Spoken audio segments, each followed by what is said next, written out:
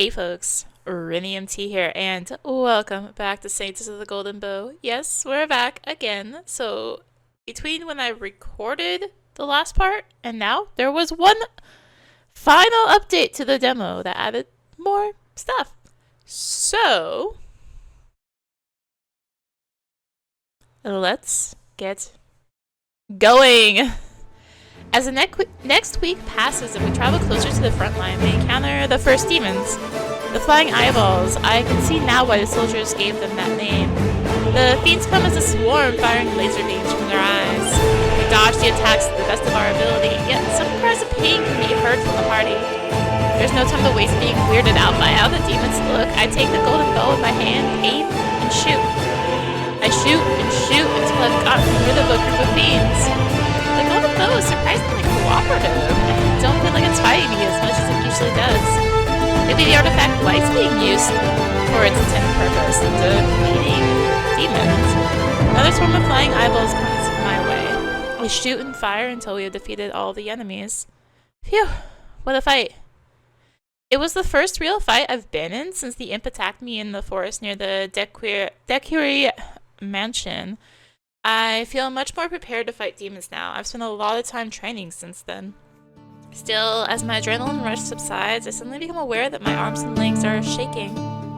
I take a seat with my back to a nearby tree. Are you alright?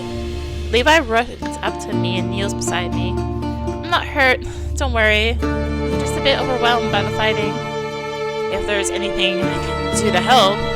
No, Levi, I just need to get used to real combat with enemies rushing at me to kill me. I'm not a trained combatant like you are, or at least I wasn't until all the training I recently completed. All I've done before is have prayed for support. Prayed it didn't fight against me with claws or rays of magic from their eyes. We're gonna encounter a lot more demons on our journey to defeat the Demon Queen. There's no time for me to mope around, but I can't stop myself from shaking. I'm sorry you have to go through this. If I could do anything to lessen your burden, I would. I know. Thank you, Levi. I can't be weak. I have to keep fighting. Everyone expects me to kill the Demon Queen. I have to stop being afraid. I know why this situation is so hard for me. I grew up in America in peace. I never had to consider fighting in a war, especially not against grotesque demons. I have to accept reality, though. The life I had on Earth ended. I died. I belong to Celeste's world now. I'm Celeste. I'm a Saintess. Everyone expects me to wield the golden bow with expertise so I can defeat fiends. With my resolve clearer, I feel the strength in my body return. I get up from my seat, taking Levi's hand. When I look around at the party, I see the priests healing the wounded. Everyone has such grim looks on their faces. Defeating demons is harder than I imagined. It seems the more experienced knights and archers also found the battle difficult. Noah's expression is serious as well. We should make camp here early today. We get to work on setting things up even though the sun is still high in the sky. I'm not as tired as I usually am. Is there anything I can do to help cheer everyone up? What if we throw a party today? I could hunt down some good game and then we could all eat a nice meal together and chat by the campfire? Usually we're all too tired if we set up camp to exchange more than a few words. Maybe today's the day we do things a bit differently? Levi, I'm going hunting. I'll be back in a few hours. Do you want me to come with you? Think about this question for a moment. Unlike Celeste, I'm not opposed to Levi's company. Yes, in case there are more demons around. But let's keep some distance between each other so we can hunt independently without a problem. Right. The next few hours pass with Levi and I out on the hunt. I come across a group of deer. I decide such a large game would be great for our party. Bringing back some large game to camp to add to whatever the other knights manage to catch will definitely leave us with enough food to eat a hearty meal and celebrate.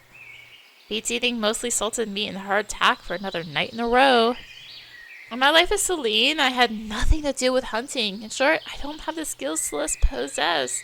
However, I do have access to her knowledge, and she knew a lot about bringing her deer down. I rely on her memories. Yes, I did it! I kill the deer I've chosen, spooking the rest of the group. They run off as I approach the carcass. It's dead. A pang of sadness goes through my heart. I've killed an animal, planning to eat it. However, I push the feeling aside. The world I live in now just works this way, and I have to accept that reality. Levi! I won't be able to bring the game back to camp on my own. The deer is too heavy for me to carry by myself. Yes, Celeste. After a few calls, Levi comes running over. He stops in front of me. Wow, did you kill the deer all on your own? Yes, it's perfect what I have planned for us. And what have you planned? We're gonna throw a party at camp to cheer everyone up. That's a cute idea, I have to say. Ah! The way he said the words makes me blush. I'm not cute. I'm supposed to be act as a tomboy Celeste. Help me carry the game? Of course. Levi and I drag the deer back to the campsite. When night falls, the deer has been skinned. Not by me, of course. I doubt I'd be able to keep down the contents of my stomach if I had to prepare the meat on my own. Soon it's sizzling above the campfire. Oh, this is heavenly. People gather around the fire, chatting excitedly. Many approach me with gratitude in their eyes. Everyone's happy to eat a large, fresh meal for a change. As the others start taking off their armor and switching to casual clothes, I decide to do so as well. When I return from the tent, I usually share with Tariq and the other women from our party.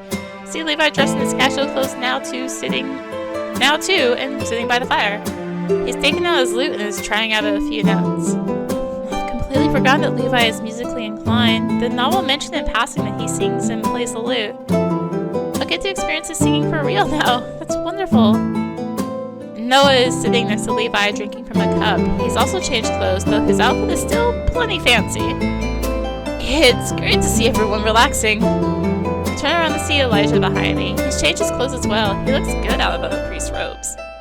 We can't be doom and gloom all the time. Some fun is required now and then to keep our sanity. Is it now? Elijah trails off, looking to the side with a thoughtful expression. I want to ask him what he means, but Noah suddenly waves to me. Celeste, come over here. When I look back at where Elijah was standing, he's already gone, wandered off to the side of the camp where Gareth and the other priests are opening a tall bottle. Did they bring alcohol with them on the quest? I suppose it's alright to drink from time to time. I approach Noah and Levi instead. When I come close, Levi starts singing a song. It's a happy tune, folk music about a party of adventurers who have fun solving people's problems by killing demons. I sit down on the other side of Levi. Noah nods at me with a smile, but doesn't say anything, and I keep quiet too. I don't want to interrupt Levi's singing. Levi has a wonderful voice, calming and fun to hear. Some members of the party start clapping to the rhythm, others move in a dance. The smell of the deer cooking is heavenly and makes my mouth water. The spirit that I fell into last week is lifted. My ideas of success. When the meat is ready, Tariq slices it up and serves everyone. We eat and drink, chat and laugh. Later, Levi continues to playing the lute and singing as people dance more. It's a happy time. Memory. I'm sure I'll look back on with fondness later. We may be going on a grand quest, but that fact doesn't mean we have to be serious all the time. Over the next week, we fight some more demons. The encounters increase in frequency as we near the front line. We pass by contingents of the army from the Lokari Empire and Durandal Kingdom. We exchange information and find out we're nearing Barwood, the new location of the front line since last month. Nobody has sighted the Demon Queen in any of her forms in the new battlefields yet. However, the soldiers suspect she is now holed up in the castle in Barwood. She used to call Clownland Castle her home, another change to the novel's plot. In the book, Levi and his party fought the Demon Queen in the Clownland Castle. A few more days passed, the merry mood that our group had after the party turns more serious again. We'll arrive in Barwood the day after tomorrow. Be ready for a huge fight. We're entering the real battlefield. Noah gives us instructions on how to fight as a party. We'll be divided into 4 formations and everyone will be assigned a specific area to defend. I'm in the same formation as Noah, Levi, Elijah, and a mage woman. Her name is Patrice, but I haven't talked to her much. We're the core of the party, the most important team. Noah, Levi, and Patrice are tasked to protect me along with fighting the demons. Elijah is there to provide healing should any of us get injured. I understand everything. We all confirm that we accept Noah's orders. Tonight, I find it hard to fall asleep. The seriousness of what's in front of us awakens fear in my heart. Will we be able to succeed on our quest? The next day is the last one where I'll be able to speak to my friends from the party in the calm setting away from combat. Whom do I want to speak with the most? The following choice will lock you into the chosen character's route. We're gonna choose Levi. I bring my horse even with Levi, who's been riding alone. Levi gives me a gentle smile. Celeste? We're very close to Barwood now. How are you feeling about all the fighting we'll have to do? I'll protect you. That's not why I'm asking. Are you not scared? Only for your safety. I give him a long look, trying to decipher if he's joking. But Levi seems to fully believe what he says. He has a serious look on his face. This moment reminds me of the time he took a knee in front of me when we were 14 and swore to always protect me. You're giving me that look again? What look? The one that tells me you would die for me. It's the truth. It scares me, Levi. You should value your own life more. But your life is more important to me than mine. I bite my lip, stopping myself from chastising him. It's Levi's own choice to believe the purpose of his life is to protect Celeste. A pang of pain goes through my chest. I'm not the Celeste to whom he swore his oath. I'm not the person he wants to protect. I'm not the one he loves. Do I want to be? I'll make sure not to get in trouble. I don't want you to die. I would prefer not to die either. I can't protect you when I'm dead. Well, a long sigh. There's nothing I can do to change a single-minded devotion, is there? Why did Levi fall in love with Celeste in the first place? Since Celeste is only a part of Levi's backstory and Saint of the Golden Bow is Levi Noah's love story, it's never explained in detail what he saw in Celeste. And I don't think it's appropriate to ask. Celeste never brought up that she was aware of Levi's feelings. I mean, anyone who's not blind can see Levi's adoration for his lady. If I actually tell him I know of his feelings, though, that admission would surely change the atmosphere between us, making our relationship more awkward. We should focus on the quest now. It's not the right time to talk about feelings. Even though love is supposed to be a vital component of defeating the Demon Queen. I, Celine, am not in love with Levi, though. I'm attracted to him, and I like him as a person. But my feelings towards him are not enough to be called love. I need to change the topic of our conversation to something lighter. Where do you learn how to sing and play the lute? The question takes Levi by surprise. He ponders for a moment before speaking. I just always really liked music. There's this old servant at the decorated mansion. His name is Peter, and he works in the stables. Ever since I was little, every 2 weeks when all of the servants gathered together to enjoy some time off after the completion of our work for the day, he would always play the lute for us. He saw I really wanted to learn to play the instrument, so he taught me. As for singing, I just always sing a lot when I'm alone because I enjoy it, and eventually all the practice trained my voice. I don't believe I'm great enough at either skill to be praised by you, my lady. There he goes with his shyness again. You're great, Levi. I really enjoyed listening to you play the lute and sing. Do you? Maybe I should do it more often for you then. I would appreciate that. Why did you choose to become a knight instead of a guard? Instead of a palace guard? I didn't really have a choice. Trainers from the Knight Order picked me up from the orphanage when I was 12. Said I have a right build and vast potential. I trained with them for 2 years. They decided then that I was ready to become either a knight or a palace guard. But the choice wasn't mine. Lord Decree came by the Order's quarters one day and picked Paul and me to become your and Lady Eurydice's knights respectively. I don't regret that he chose me. Paul is my sister's knight. He always follows her quietly like a shadow. Since Eurydice only ever goes to tea parties and balls, he doesn't have a hard job.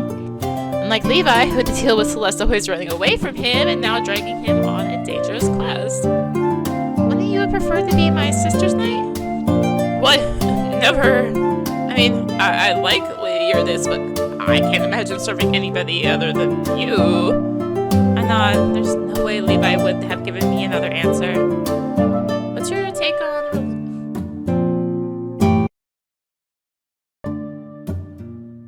That was weird. What's your take on religion? It's like the game just like half crashed or something.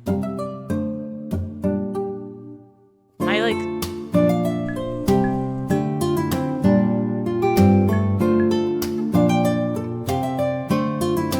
What the heck is going on? Hold on.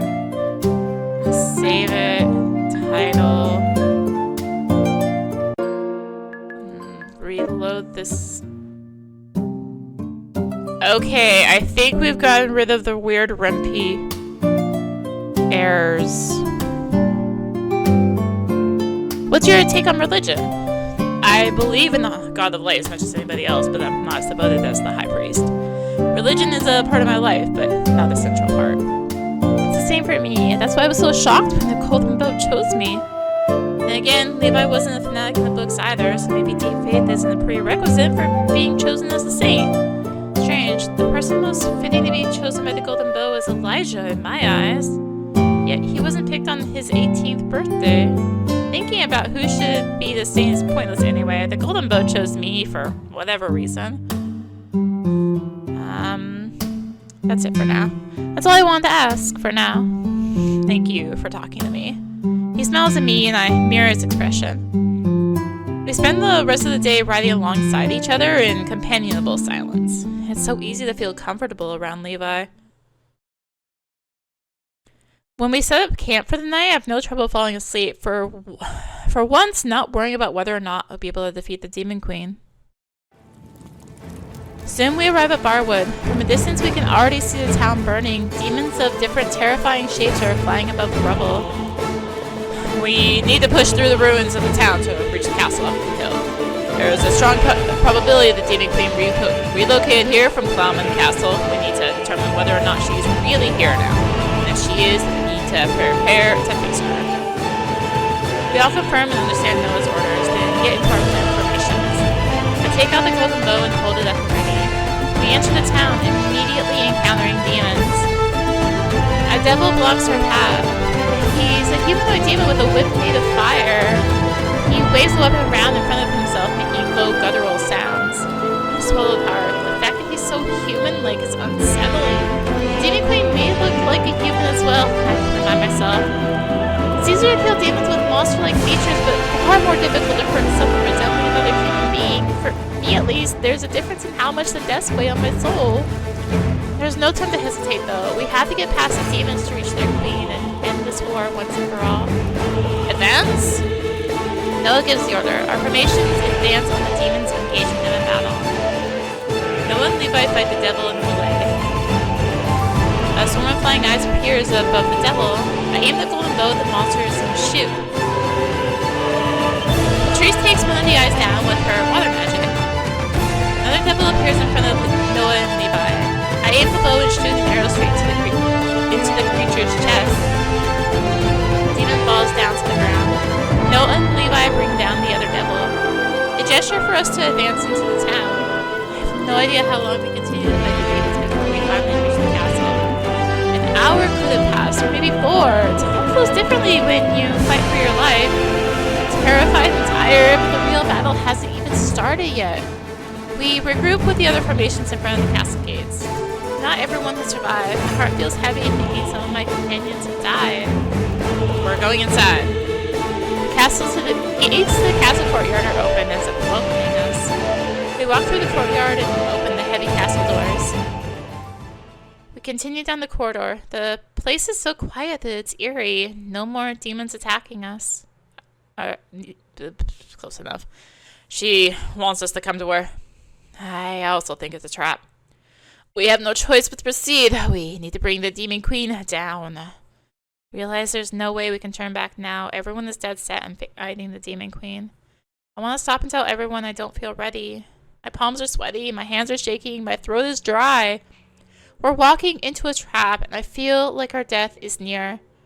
We can't possibly die, though, can we? I've trained so hard to be ready for this moment. I look down at the golden bow. It won't betray me at such a pivotal moment, will it? Do my best to focus and push my fear aside.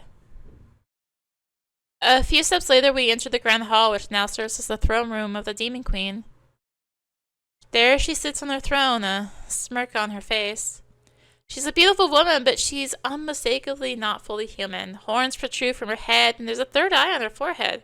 She swirls her long tail in the air. Her leathery wings flutter. She's as gorgeous as she is deadly.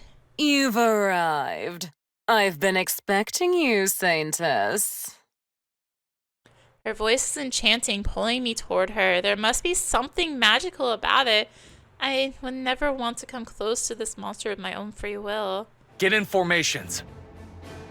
There's no chance you just want to quietly die, is there? I would appreciate not having the chosen if the god of light in the way of my conquest. You lying demon! You're ready to perish! Go config real quick. There's no audio. Oh, audio.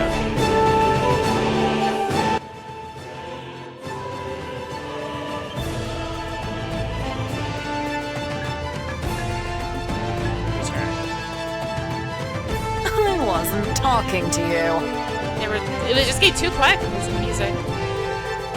She glares at Noah, forming a ball of pure dark energy in her hands. Noah commands everyone to take positions in advance. As Noah, Levi, and the other melee combatants run into the room, the door on the opposite side of the hall bursts open and swarming demons pours in. Take my spot at the back of the fight and ready the golden bow. I hesitate for a moment. If I kill the demon queen, will the other monsters stop fighting? It's worth a try, isn't it?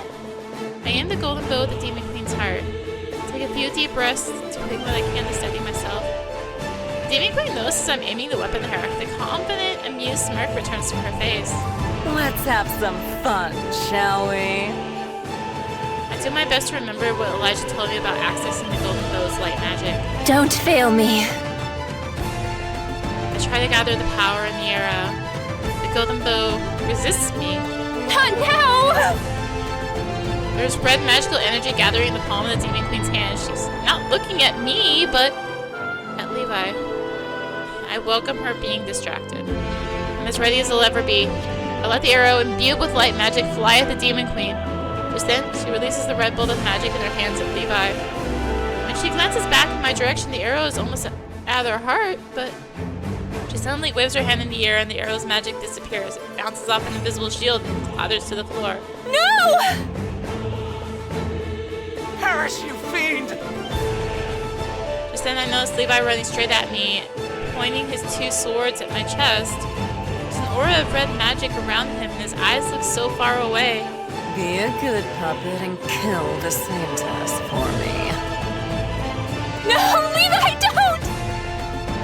He has feelings for you, beyond what's appropriate for a knight and his lady.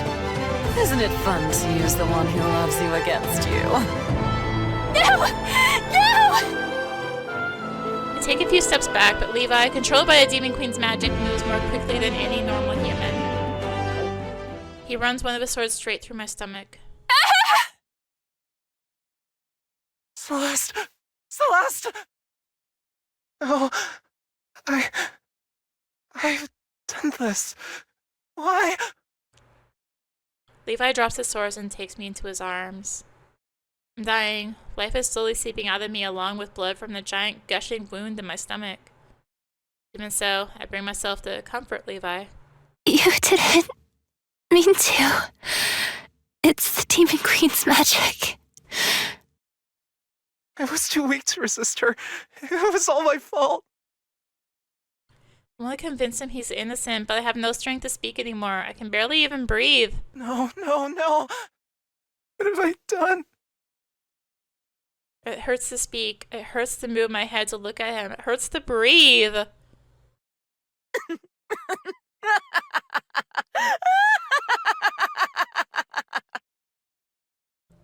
The Demon Queen's ominous laughter is the last thing I hear before I slip into the darkness.